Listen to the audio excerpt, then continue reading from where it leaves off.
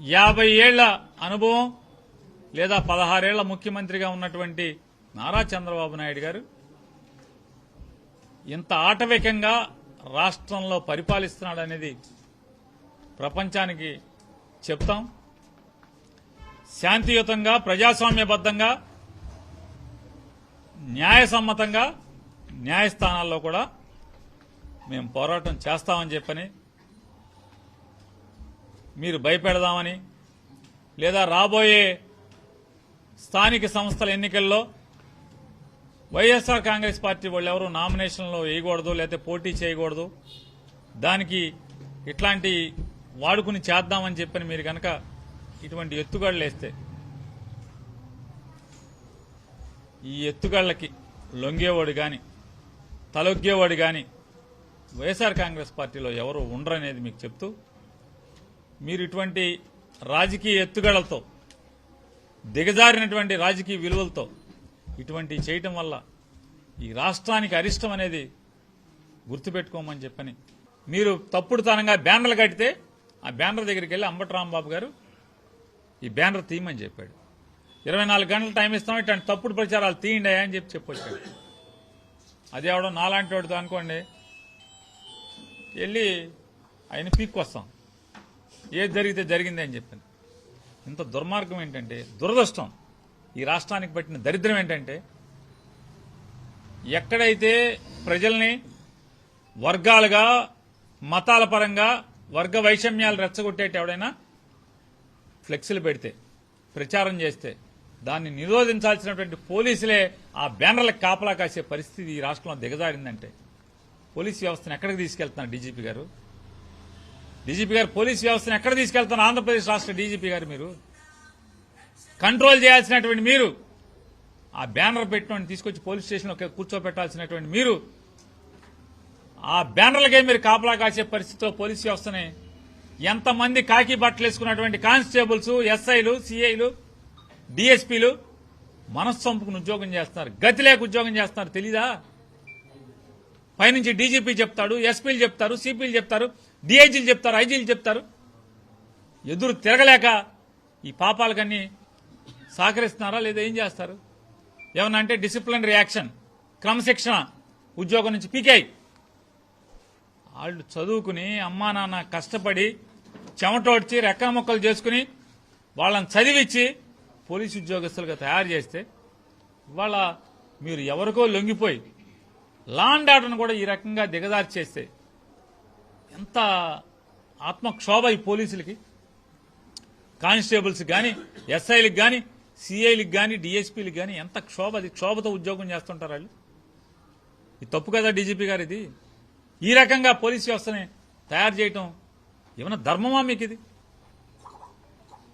మీ అమ్మగారు నాన్నగారు కూడా ఎన్నో ఆశలతో మిమ్మల్ని ఐపీఎస్ ఆఫీసర్ చేసి ఉంటారు కదా. అంటే మా మీద ఏంటంటే మీ రాష్ట్రం కాదు కదా అని మమ్మల్ని ఈ రాష్ట్రాన్ని ఈ రకంగా దిగజార్చడం లా అండ్ ఆర్డర్ దీంట్లో ఇది అన్యాయం కదా డీజీపీ గారు. ఇది ఆ రోజున గుడికెళ్ళి పార్టీ పిలుపు మేరకు గుడికెళ్ళి స్వామివారికి దేవుళ్ళకి అర్చన చేసి, అయ్యా ఈ పాలకులకి మంచి బుద్ధి ప్రసాదించవయ్యా, ఈ రాష్ట్రాన్ని రావణ కాష్టం చేసేలాగా తయారు చేస్తున్నారు అని చెప్పి పూజలు చేసి, ఎందుకంటే దేవుడిని నమ్మేవాళ్ళం కాబట్టి పూజలు చేసి బయటకు వస్తే, బయట అంబటి రాంబాబుని అవమానకరంగా కర్రలతో, లాఠీలతో జనాలు దాడి చేస్తే కారు మీద పడి, ఆడవారు కూడా సభ్యత మరిచి అంబటి రాంబాబు గారిని, వారి తల్లి గారిని, వారి భార్య గారిని, వారి శ్రీమతిని పచ్చిగా వినలేని భాషతో తిడతంటే ఏం చేస్తారు? రాంబాబు కూడా మనిషే కదా, అంబటి రాంబాబు గారు మనిషే కదా, మనిషే కదా. అయినా కూడా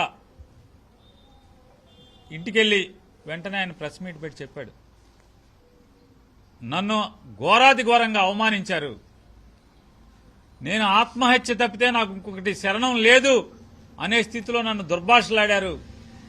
బజార్లో, నడి బజార్లో పట్టపగలు నా తల్లిని, నన్ను నా శ్రీమతిని అందరినీ దూషించారు. తట్టుకోలేక నేను వాళ్ళతో పాటు ఇది చేయించినటువంటి వారిని కూడా మాట జారి వచ్చి ఉండొచ్చు. అయినా కూడా తప్పే నాది. నేను విచారిస్తున్నాను. ఆ మాటలు నా నోట్లోంచి వచ్చినందుకు నేను విచారిస్తున్నాను. నా మాటలు వెనక్కి తీసుకుంటున్నానని చెప్పని నిన్న మధ్యాహ్నం ఇంటికి వెళ్ళంగానే ప్రెస్ మీట్ పెట్టి చెప్పారు. ఇక అంతకన్నా యోగ్యుడు మీ పార్టీలో ఒక్కడన్నా చూపించండి. ఆ రకంగా అంత సంస్కారవంతంగా అది నా నోట్లోంచి తప్పు వచ్చింది, నేను వెనక్కి తీసుకుంటున్నాను, పొరపాటు నాది, ఆ మాట రాకూడదు, నన్ను ఎంత అవమానం చేసినా ఆ మాట రాకూడదు, నేను వెనక్కి తీసుకుంటున్నాను, ఎవరిని అలా మాట్లాడకూడదు అని చెప్పని పొరపాటు అయిందని చెప్పినోడి కన్నా ఆ రకంగా పశ్చాత్తాపడినటువంటి ఒక్క తెలుగుదేశం నాయకుడు, ఒక్క జనసేన నాయకుడిని చూపించండి. మీరు ఎవరున్నారు? అరే హుందాగా ప్రవర్తించాడు అంబటి రాంబాబు అని మీరు అక్కడితో కాకుండా మీరు దాన్ని ఒక ఆర్గనైజ్డ్గా నారా చంద్రబాబు నాయుడు గారు, లోకేష్ నాయుడు గారు ఇద్దరూ కలిసి ఆర్గనైజ్డ్గా పోలీసుల్ని, అంటే మళ్ళీ ఎక్కడన్నా వైసీపీ వాళ్ళు తిరగబడి తంతారేమో అని చెప్పి తిరగబడతారేమో, ఏముంది ఒక పోటు 4 పోట్లు పొడిస్తే ఎవరైనా సత్యంలో పోకుండా ఇంకోటి పోటు పొడవచ్చు కదా. 4 చంపకాయలు వేస్తే ఇటు పారిపోయే లోపల శ్రోత పడిపోయే లోపల ఇంకో చంపకాయ వేయచ్చు కదా, లేకపోతే మీ చేతిలో కర్రలాక్కుని ఇంకోటి పాల్గొట్టచ్చు కదా. కానీ మిమ్మల్ని కాపాడటం కోసం ఉన్నట్టుగా పోలీసుల్ని పక్కన పెట్టుకుని మీరు వచ్చి ఒక రాష్ట్ర పాలకుడిగా మీరు ఇది చేయడం ధర్మమా అని అడుగుతున్నాను. దేవుడి సాక్షిగా మీరు ప్రమాణం ఏం చేశారు? ప్రమాణ స్వీకారం రోజున రాగద్వేషాలకు అతీతంగా నేను పరిపాలన చేస్తానని చెప్పి దేవుడి మీద ప్రమాణం చేసి ప్రమాణ స్వీకారం చేసి మీరే మనుషుల్ని పోగేసి రెచ్చగొట్టి పోలీసుల్ని నిర్వీర్యం చేసి ఈ రకంగా మీరు చేయటం అనేది ధర్మబద్ధమా, రాజ్యాంగబద్ధమా, ప్రజాస్వామ్యబద్ధమా అని అడుగుతున్నాను. ఈ రాష్ట్రానికి చాలాసార్లు లోకేష్ నాయుడు గారు చెప్పారు, మా నాన్న బ్రాండ్ అండి, బ్రాండ్ అన్నాడు. అంటే మాకు అర్థం కాల, మా నాన్న బ్రాండ్ అంటాడు లోకేష్ గారు ఏంటని. ఏంటయా బ్రాండ్, లోకేష్ నాయుడు గారు బ్రాండ్ ఏంటాడంటే వీటన్నిటికీ బ్రాండ్. అప్రజాస్వామ్యానికి, విలువలు లేకుండా రాజకీయాలు చేయటానికి, పక్క పార్టీలో గెలిచిన వాడిని అదే గుర్తు మీద ఎమ్మెల్యే రాజీనామా చేయకుండా అదే గుర్తు మీద మంత్రిని చేసి మా ప్రభుత్వంలో వైసీపీ కూడా ఉందని చెప్పని వంకర మాటలు మాట్లాడేటువంటి బ్రాండింగ్, ధన రాజకీయం బ్రాండింగ్, ప్రజాస్వామ్యాన్ని కూనీ చేయడం ఒక బ్రాండింగ్ తప్పితే ఈ రాష్ట్రానికి ఏంటి వారు చేసింది ఇక్కడ?